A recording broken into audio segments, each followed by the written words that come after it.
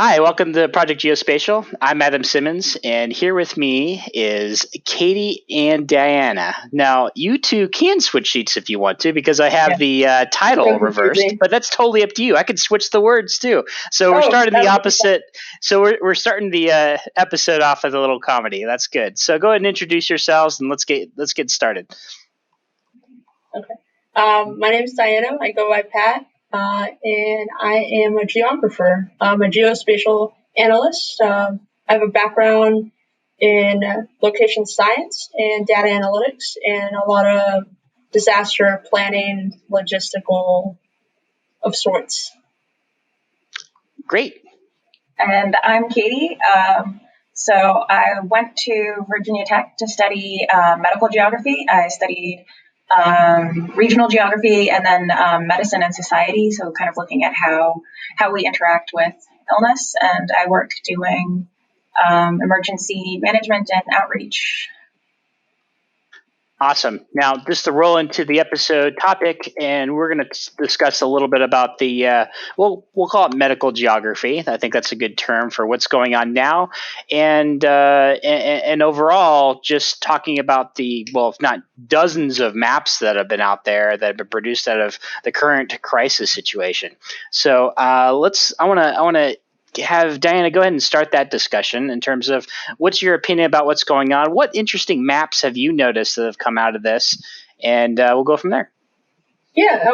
So, of course, we can't start this conversation without the first map that came about, which is the Johns Hopkins University of Medicine map, which basically is a dashboard made by the Esri platform, but it gives so much information in just one little area, and I think it's quite interesting to actually play around with it. Depending on where you are in the world, you can actually zoom in and play around with it. So, yeah. I think overall it's the A-OK map and gives you exactly what you need. They have added different links for different substance. So to break down the Johns Hopkins map here for a second. So not only does it display a world view of the recorded cases in total confirmed cases, total deaths, and as well as the total recovered too, correct? Is that what that is on the far right? Yeah. But where does this data come from? Where does Johns Hopkins get their data? So just kind of reading the data sources here, it looks like the WHO, CDC, a whole bunch of others, and then something called the COVID Tracking Project. So at the bottom, and that's what I like about this one as well as Esri, they do cite their sources at least, so that if individuals wanted to, they can go back to those sources and recreate a map that maybe shows something slightly different or represents the data in a different way. And citing the sources is very, very, very good thing to do, especially if you are a data hobbyist or you're trying to make a better map for yourself. So Katie, what's your opinion of this particular representation of the data? Yeah, so I think this is a really really good, clean map. It has a ton of data, which I appreciate.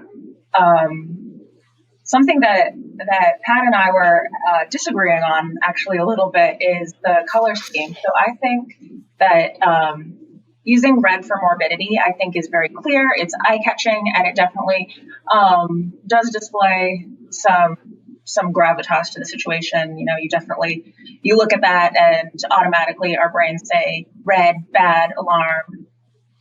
So it's definitely a map that's created to catch your attention and to say, this is bad, this is wrong, this is a problem. So you mentioned a little disagreement, Pat. Why do you have an issue with that? I don't like the color red being total confirmed. Total confirmed doesn't necessarily mean bad. It just means that they've been confirmed. I think it sets a precedent that we're on fire kind of moment. And while we are kind of on fire right now, I think it kind of it makes it super negative and it induces anxiety, at least in my perspective. So this isn't really even an issue with the data itself. It's just that certain color schemes bring out certain emotions in individuals, maybe even certain panic, or drive someone's attention to one data area rather than another. Is that correct? Absolutely. Every time you read a map, you're coming with a whole set of preconceived notions about what colors mean, what symbols mean, your entire background.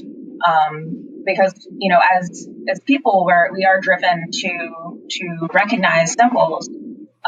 So you're coming in with a background and how you represent colors and symbols in a map. You are absolutely playing into those preconceived notions, and having to deal with the fact that different people in different cultures have different preconceived notions. So what? Just looking at this density plot, or it's not quite a density plot, but just a point plot on the map here. I'll admit that with the red popping out, that does look a little bit concerning to me. You're like, oh man, stay away from Boston or Washington D.C. or Baltimore. That looks pretty chaotic. But that's not. Once again, that's not representative deaths. That's just representative total cases or total confirmed right now. And that's not even total confirmed in the United States. Total confirmed in the United States, according to this chart, is 577,000, not out of the 1.9 million that's been confirmed globally. And so I would say that would be the one takeaway. I like having a bounding box based refresh based off of what you're looking at, have the data reflect what you're actually looking at, or at least have people have that choice of turning that toggle on so that, hey, I'm not forgetting what data I'm actually looking at, and I don't have to make a conscious decision to click on, oh, that's the US, or let me click on the US to get those data points within the tables to the left and right. So that's just that's my takeaway anyway. I can get by the color. I care more about the numbers representing what I'm actually seeing on the map live. So with that said, there's a lot of other maps out there, and I'm going to take the opportunity real quick. And I found one just the other day, and let me share my screen real quick. And this is a very interesting one. This is from NextStrain, and NextStrain. Oh, looks like the. There we go. I'm going to reset the layout there. So NextStrain is really interesting. This is a genomic epidemiology of the novel coronavirus, right? So global subsampling. What I like about this is you can dive a little bit deeper what exactly this is displaying. So this is basically tracking slight variations in the strains across the entire world. And when I play this, for example, you can actually see how the different strains are the variance of the strain is moving as it's being detected in different aspects of the world. And one of the most fascinating things I noticed when I was going through this graph is how early it popped up within the United States before it was made. Well, I'm not going to say it was before it was made public. Before, I feel like it was more publicized than most. And it's about to hit. It looks like it hit already within the January, February timeframe when he tracks back according to this graph. So once again, I like this site. I just added it to the spreadsheet in which I just shared to you not too long ago, Diana.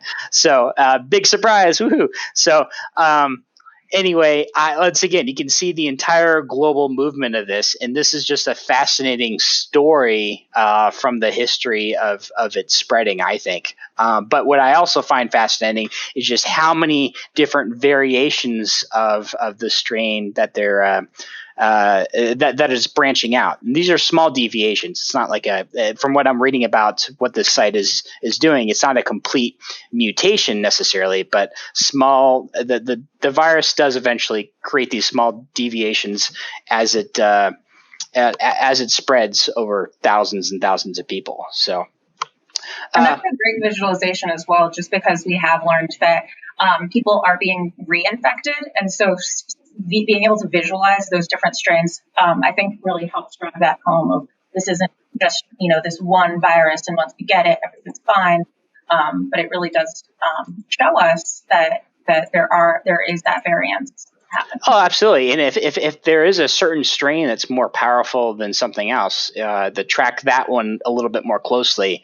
And which ones are more prevalent to having more asymptomatic within individuals too? Is there any type of connection within that? So I do find this type of data analysis very fascinating in connection not just with the geography, but understanding the virus overall. And that this is one of my one of my contributions to tonight's conversation. So you have plenty of other ones though, Diana. Let's switch back to you. Yeah, so let's go with the time series stuff because I think it's actually really interesting. Kind of continuing on that. This was one of the maps that I was actually looking at, and I kind of love how light it is and the aesthetics of it, except for the key. The only thing that really throws me off is the key. And like, I'll play it and you can kind of make your own inference. I think me and Katie were actually agreeing on this with the circles and the colors. Those of us who happen to be listening from an audio perspective after we've shot this episode, what's actually going on is the timeline's moving across the screen. And in a similar fashion as the other map in which I showed visually, the densely, this is more of a density circular plot of these locations as it's spreading throughout the world. But you can see the table and and certain other metrics populate with I think a lot cleaner, easy to understand interface. Unless you are an expert in genealogy from the other site, this is a lot cleaner look from a time series perspective. And this is running off of ArcGIS as well, correct? Or yes. ArcGIS Online? Yes, this is definitely a dashboard. I think it's quite interesting, actually. They're using centroids instead of actual borders. So the centroids actually activate the political geography boundaries. So so they're using a parallel with the political geography, so you can see which countries are being affected alongside the individual, at least as far down as the point data is willing to go.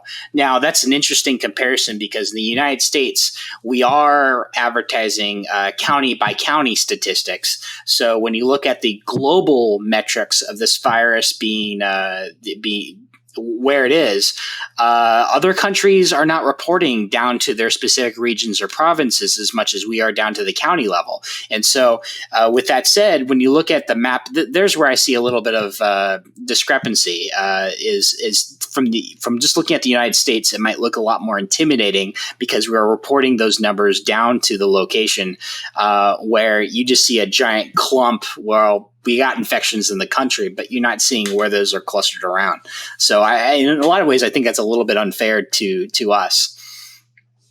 One thing that I think can be a little misleading about this map, depending on your map literacy, is I think it's interesting that because they do have two different symbolizations for those confirmed cases, both the color becoming darker and circle becoming larger.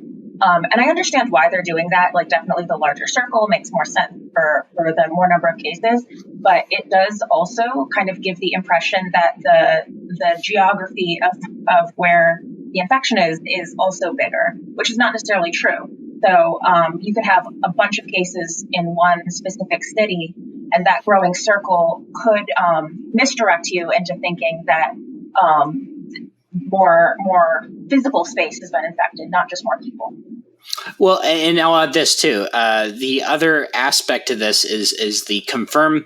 What you're actually seeing is the numbers go up for our amount of confirmed cases for that country as far as total amount that has been affected for that country. What I do not like when a time series, and I think this is a flaw when you're displaying time series effects, is I think it needs to reflect how many active cases are present right now, not just total that have been affected within the country.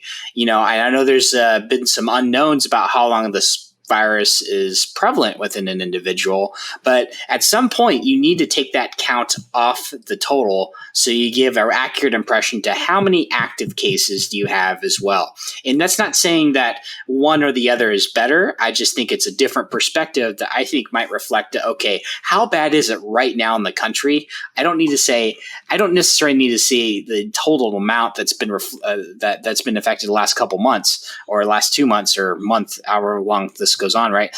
But I want to know from the last 2 or 3 weeks, what's the current number infected in my area, So I think that's a huge, interesting fact that I haven't seen an accurate representation within time series maps. Absolutely. And similarly, just looking at new cases. So instead of just looking at total cases, looking at new cases per day can also show you a very different picture of how infectious it is at any given time. And there are those out there. And I think we were looking at one the other day, Diana, that displayed that had the almost like almost like a stock ticker in a way, like plus 45 or plus 12 or minus 3. You know, it had that kind of what is it called? That type of graph that. Yeah. But I liked that one too. Just like you were saying, it was it gives a more realistic feel for the severity of things. And not to say things are not bad, they are, but I don't like to feel constant growth of panic that, hey, we got 1 million cases, around me, but it's like, no, that's not necessarily the case. It's just increase 10 here and there, increase 20, that type of thing. We haven't just skyrocketed to a certain number. So, but this is highlighting a huge thing, right? That maps tell stories, but not just the data and the map itself tells a story, but how you represent that data with either color schemes and different geometries that you display on the map. You're talking about spheroids or point data, how accurate you go towards one of the most inaccurate representations I've seen is if you just do a country density plot and figure out who's got the most cases from there. To me, that doesn't say too much beyond that, hey, this country has had more cases of this virus. So, yeah. Talking about storytelling, maps, that's what we do. We give a story, right? I think Mapbox actually did a pretty great job displaying that story. So I'm going to switch over to the Mapbox map. Now, what do you like about the Mapbox's article here? Honestly, it actually has words. I like being able It gives the narrative. It gives a narrative to help describe what's going on, right? You don't have to. It doesn't require interpretation. So the lazy person in me says, "Oh, just throw me in map. I'll figure it out." But then again, the data is a lot more complex than that. So having a story to tell go alongside it can go a long way. Yeah, I think it gives them that edge. Now their visuals, they're great. It's Mapbox, and some of their graphs, they're graphs. But in general, I think the words that come along with the graphs and whatnot finish the whole package. Kind of like the story maps that we've seen from Esri, Mapbox is also doing their part. I think the nice thing about having kind of combined data like that of both the narrative and the image is that it is more accessible to more people. So there are folks who absolutely just want to read the words. There are people like me who just want to look at pictures. And each can be understood on its own, but then you do still have the full picture. Yeah, no, that's a good point. And unfortunately, being very imagery experienced and biased over the years, I sometimes forget those textual only people out there exist. No offense to the world out there. But then again, I'm hoping those either on the audio side seems to love listening to us more than reading or watching. So I should bring some different perspective. So with that said, tell us what's going on here with the different graphics that Mapbox is showing within this article. So we were talking earlier about the week over week change. This one actually is showing the increase and decrease and apparent no change for the COVID impact in given areas. This is in Europe. I think that's kind of interesting. This is the traffic volume based on the density.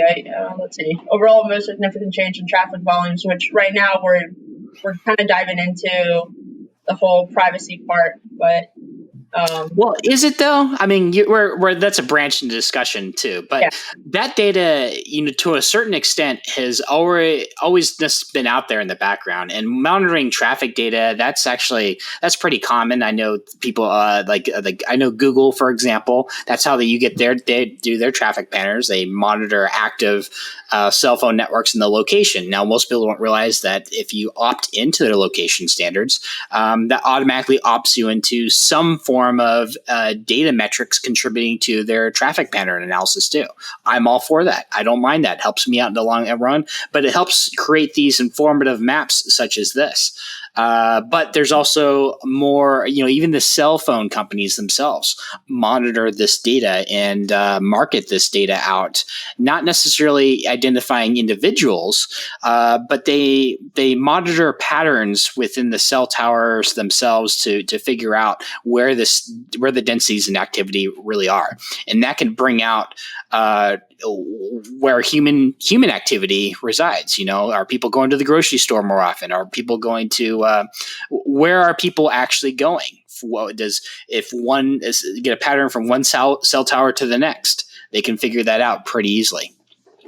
Yeah, I definitely agree with you that the information's out there and available.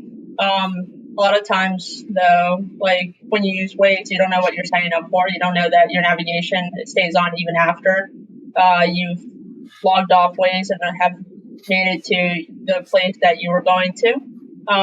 So it's kind of interesting, but traffic patterns do tell a lot of things. In the past month or so, I did a project that had to do with supply chain for commercial distribution here in the States, and we looked at a lot of maps like this, a lot of data like this, and it's nice that Europe is also doing that. So. Yeah, I mean, and then just kind of the bridge this also, I'm really curious about some of the emerging commercial RF satellite companies who might be able to expose what's going on from space. So for example, you do have companies like Hawkeye 360 and Cleos, but for example, Spire monitors maritime activity, AIS signals. And so to watch and see the impact to ship traffic and shipping lanes would be fascinating. Has it gone down at all, or has it even gone up because of the amount of demand with home deliveries?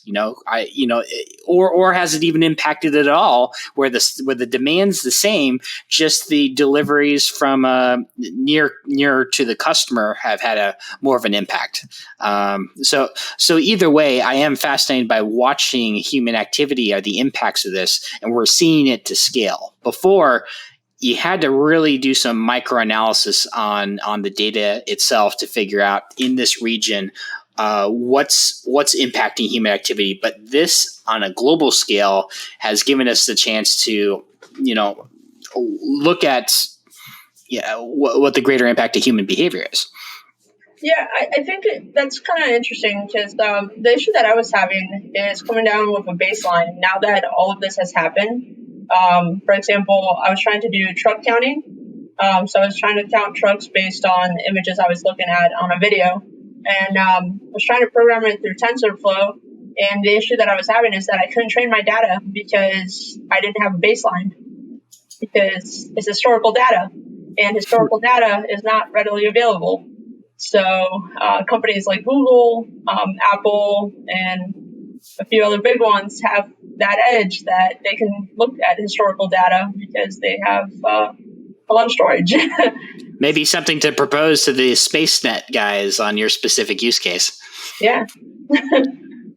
So, Katie, I'm kind of interested in your profession, medical geography. So, can you tell us on how much we're talking about relates to what you currently do right now? So, in my current capacity, I work a lot in emergency management, and so looking at trends like these, absolutely, it's very pertinent, because how we respond to emergencies, and that includes major outbreaks like this. It changes every aspect of life. And so during healthy times, I'm usually looking at flooding, hurricane damage, fires, and it turns out that a virus has a very similar mapping need of understanding spread and risk. These things are really uniform across. Not the impact, but definitely the need is uniform for one type of disaster versus another type of disaster, including the mapping health like this. One thing So what disaster do you think this most closely mirrors from a behavior standpoint? And maybe there isn't a one-to-one, but you brought that up, so I was like, that's an interesting analogy. I want to dive into that a little deeper. So anything where there's a stay-at-home, certainly. The big difference with most disasters is that it does impact your connectivity and your fresh water, your internet and phone abilities. So that's the biggest difference. The big similarities. Groceries. What's that? Groceries, like in Puerto Rico. Absolutely, yeah. So selling out of groceries, traffic patterns changing, and availability of emergency workers. So, hospitals will get overwhelmed, and mapping those needs. I almost see this equivalent to maybe a heat wave situation where you get a massive heat wave in an area, forces a lot of older individuals to go to the hospitals, overrun the hospitals. People just want to stay in. It forces people indoors, not to go out much.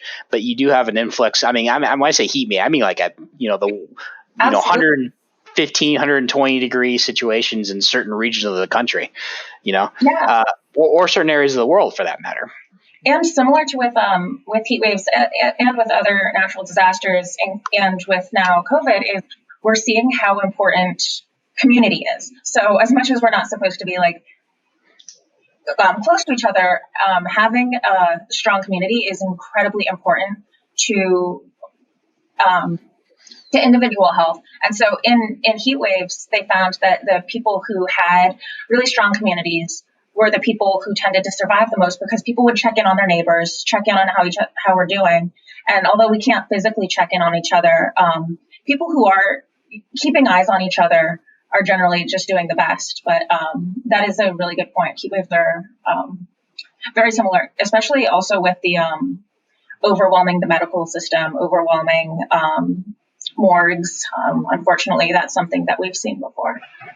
So what are you keeping track of specifically for this crisis? So currently in my professional capacity, officially nothing, but recreationally, just because I'm a data nut, I've been paying a lot of attention to hospital bed use and personnel needs. Okay. And hospital beds. Fascinating you say that, because a number of episodes ago, we had to interview, we got the pleasure of interviewing an individual from Esri who grabbed hospital bed data and was able to map that out. And actually, I think that's one of our maps within the list. So if you haven't had a chance to check that out, perhaps you're even using the same data set. But I think it's a really fascinating story, and watching the different impacts or capacity levels of hospitals throughout the country to measure where the virus perhaps is even more severe in certain areas. And then what other data that you can overlay on top of that to tell an even further story. Through that same episode, I mentioned the Waffle House Index, especially. I'm sure because you're interested in crisis, you're used to hearing that one, right? So, absolutely, yeah. The Waffle House Index. For those who don't know, I've mentioned this several times over the last month, but the Waffle House Index is a fascinating case study where I think it was coined by the FEMA director back in 2011 during the Joplin tornadoes. And it was used in a way that was unique because Waffle House's supply chain was very complex. So monitoring the status of Waffle Houses, not just whether they're closed or if they're open, but the status of their menu itself. So basically, if Waffle House had a full menu, they were completely operational. If they had a partial menu, that means that they're likely running off of a generator, and not all the items on the menu could be cooked with all the stoves or ovens, etc., or all the equipment that they had running off of limited electricity. So therefore, certain areas they can gauge that, and of course, if the place was closed, it would indicate a severe impact to that area, because usually Waffle House is pretty good about supporting itself. So what's interesting, though, is that this current crisis has essentially closed most businesses simultaneously, so you can't necessarily use the Waffle House index for this. However, you might be able to use other things. This is where I think monitoring grocery store data, if that ever was more public, that would be fascinating to tear apart and look at. And so using the same best practices applying to different industries or different stores. And this is, I think a lot of the retail or a lot of the restaurant businesses are really missing the mark here of an opportunity they can just to not even just make their data available, perhaps market it as well in a different light. I would definitely agree. The issue that a lot of people are having is knowing wake and snap data actually for stores that are actually functional and actually serving those communities. So kind of the most vulnerable people right now are people relying on those services and may not necessarily be getting those services because of grocery stores not having that data available. Oh yeah, and not only that, I think where this situation is not unique is grocery stores, or the availability of inventory has always been an issue, at least observing it as an issue with most natural disasters. This is not unique to this one. You know, when a hurricane comes through, where can you find supplies if you're in the disaster area? What stores are impacted by that? Is there a place to look that up? You know, and is from a damage assessment type of thing. Yes, great. The FEMA individuals know, the government knows where areas are affected, or they're continuously doing surveys over the course of weeks. But you would think the first line of knowledge would be those businesses that are large, your Walmarts, your Targets, your or your big chain restaurants, especially. I think that's where crowdsourcing really comes into play. Like we are our own best advocates at this point, sharing that information, letting people know that a store is open, allowing yourself to tag a place and saying this store is open, they have this, this, and this, putting it on Twitter, simple as that. People like me and Katie could really benefit from doing some data mining and actually serving the community a little bit better that way. So we have a comment in the chat room. Somebody is watching us live. Kevin Tracy, by the way, I'm going to call him out by name. He's been watching a couple of our shows lately. So he made a comment. I like to see the traffic map overlap with the median income or rate of poverty map. And he's, of course, thrilled we live in a world where the Waffle House Index is a thing. So interesting. So I actually saw a very interesting map set. I don't think we have it pulled up, so you're just going to have to take my word for it for now. But it was looking at food deserts where there is not a viable grocery store within 2 miles and areas where people are traveling more than 2 miles during quarantine times. And there's definitely a correlation of, if there's not a grocery store, then you are going to travel longer because you don't have access to food. And things like that definitely really expose a lot of those inequalities that we do have in our society. And we do have to really consider our vulnerable populations and how certain rules and restrictions are going to impact different areas very differently. Because for like a fairly wealthy suburban neighborhood, you can still go out and take walks and you have your grocery store right there. And that's going to be very different from a rural area where there's nothing around. And that's going to be very different from an urban area. I have a different take on that, in that, I understand that rural communities have only so many isolated locations they can go to obtain goods, correct? But where, from a location standpoint, I actually fear being in a high density area more because we have more options and it's more risk of exposure with the amount of options we're feel like we're going to go and take advantage of. Now, yes, that one hub within a rural area, that one area gets compromised in some way, that a whole area suffers, not just with food, but potential exposure as well. But it also is a single point of control at the same time. So I look at it in that perspective too. So which is better? I don't know. There's obviously, you want to supply everybody with the goods and services that they need, while at the same time, in a situation like this, especially in the first couple of weeks when we're trying to control the spread of this thing, when you have so many options available to you, it's like I think they're not saying this, and I hate to put them on the spot, but I had tried to get some coffee earlier today. That's how spoiled I am. I'm trying to get some coffee at the Starbucks. Well, I found out they're closed. And not only that one's closed, a couple around them are closed too. They're like, we're temporarily closed. I'm like, oh, so I'm kind of suspicious of like, did somebody get infected at a Starbucks and they had to close down the area Starbuckses because they transferred goods from one another to support each other? And that's what worries me with a high density area, is the amount of exposure you have between, goods and services of the same genre. Adam, I would have to kind of agree with you a little bit, because I don't think quantity necessarily means quality when it comes to actual groceries. New York, we're going to use it as a little case sample, I guess. They have over 14,000 different grocery stores, delis, different just in general stores. And a lot of them are delis. Delis don't necessarily have everything, and once they run out, they run out. Well, and then I want to understand the supply chain of the local or rural communities a little bit more. If it's farm direct to some of these stores, it's not necessarily a lot of them anyway, are not necessarily a part of a mass distribution network. A lot of them are, a lot of them aren't, but a lot of the smaller towns sometimes are farm direct to some of these deli stores or butcheries, and they're not necessarily, you don't see them as common, or sometimes not even at all, in these urban areas. And so what is the risk, and then what is the supply chain like compared to a more urban environment? And so that I would like to understand those data points more. Certainly. And I wouldn't argue at all that high density is high risk. That is absolutely true. I just think that it is definitely interesting when we look at food deserts, how that does increase travel. Not specifically risk, just travel.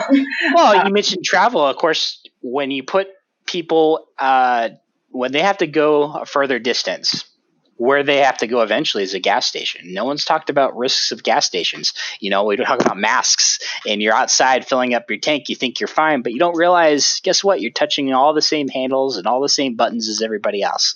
So, I mean, at what point are you wearing gloves or realizing like, oh, man, where am I going to wash my hands after I just touched the gas station? So the little things like that. We've got completely off tangent from the geography and geospatial discussion. But either way, this is a discussion nonetheless, and it's all connected because we can map these data points out. Where are these items a high risk if all these other factors are accounted for? So. I want to start to wrap up this conversation. So any last minute plugs, Diana or Katie, that you want to give towards either medical geography or perhaps the maps that we've seen thus far? Do you want to talk about Okay. Well, I'm a huge advocate for the Halo Trust, so I'm just going to pull up their stuff real fast.